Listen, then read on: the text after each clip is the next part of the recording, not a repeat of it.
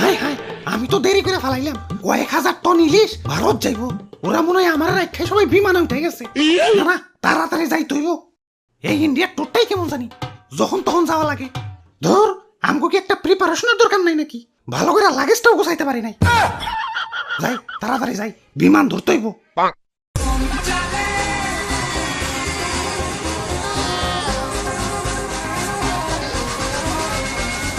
আরে ও দাদু, সোলো চালাও, আমার থুইয়া যাবার লাগছো গেলা। রে বাপুরে, ইয়া শুনমাই নাকি ইলিশ তো সব ভারত চলে যাইতাছে।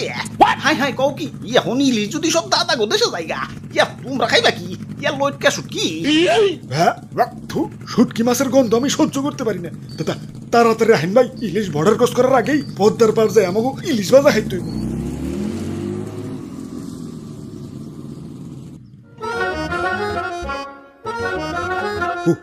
ওই তো একটা মাছের দোকান।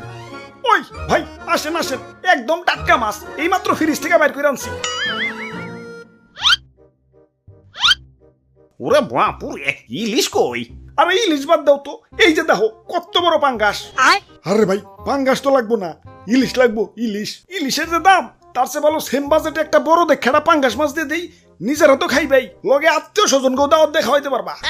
ওরে বাপুরে, আমাকে সেম বাজেটে ইলিশ মাছই লাগবো। ইয়া শুনছি ইলিশ নাকি ভারত চলে যাইব। ইয়া পরে যদি দাম আরো বাইরা যায়, তাই তো ভারত যাওয়ার আগে আমরা ইলিশ ভাজা খেতে এসেছি। ইয়া দেও, আমাকে ইলিশ মাছ দেও। আরে তাইলে তো তোমরা লেট করে ফেলাইছো। এই তো একটু আগে লাগেজ মাগেজ গুছিয়ে এয়ারপোর্টের দিকে রওনা দিল। ওখান থেকে সোজা দাদা গো দেশ। তে কাম হইছে, যে নেই বাঘের বয় ও নেই রাইত হয়। দাদু, ইলিশ এয়ারপোর্টের দিকে গেছে, এখনো ভারত যায় নাই। লাগাও ব্যাগ গিয়ার। বাহ, কি সুন্দর বিমান! ওয়াও, খারাও একটা সেলফি তুলে ফেসবুকে আপলোড দিয়ে লই। হাই হাই, ফোনে দিয়ে এমবি নাই। খারাও বিকাশ থেকে লোড দিয়ে লই।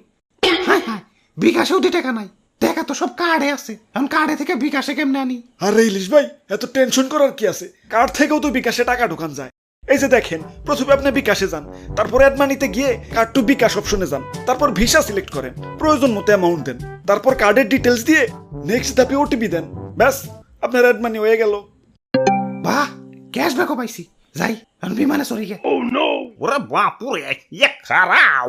না, সময় নাই, বিমান ছেড়ে দিব। আমার আবার দাদা গো দেশে, মানে ইলিশ লাভারের দেশে যাই। তুই কেলা ওই দেশে যাওয়া লাগবো কেলা? আমগরে কি ইলিশ লাভার মনে হয় না? ধুর, তোমরা ইলিশ লাভার?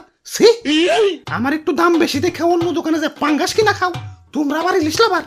সি, ইয়ে মানে তোমার দাম যদি অস্বাভাবিক ভাবে বাইরে যায়, তাহলে তো পাঙ্গাস কিনাই ভালো। একটু বেশি দাম দিয়ে যদি কিনা খাওয়ার সাহস না পাও, তাহলে তোমরা কিসের ইলিশ লাভার? দাদারা আমার জন্য হাহাকার লাগাই দিছে। আমার সংকটে তো ওদের দেশে আমার দাম 5,000 টাকা পর্যন্ত চলে গেছিল। তা ওরা কিনা খাইছে।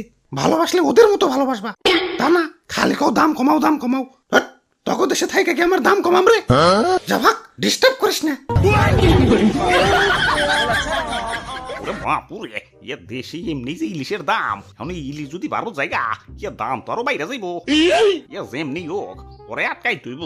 ওরে বাপুরে, এই জোয়ান বয়সে তুমি বউ বাচ্চা রেখে বিদেশ যাইয়া, ওদের কথা কি একবার ভাইবা দেখছো?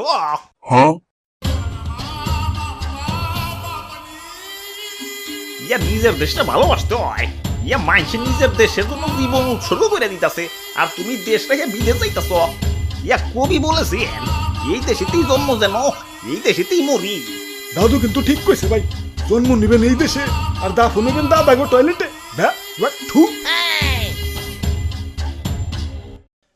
ধর, এত চিন্তা করার টাইম নাই, বিমান ছাইরে দিল। আমার বউ বাচ্চা দেখে রাখো। Bye bye Bangladesh.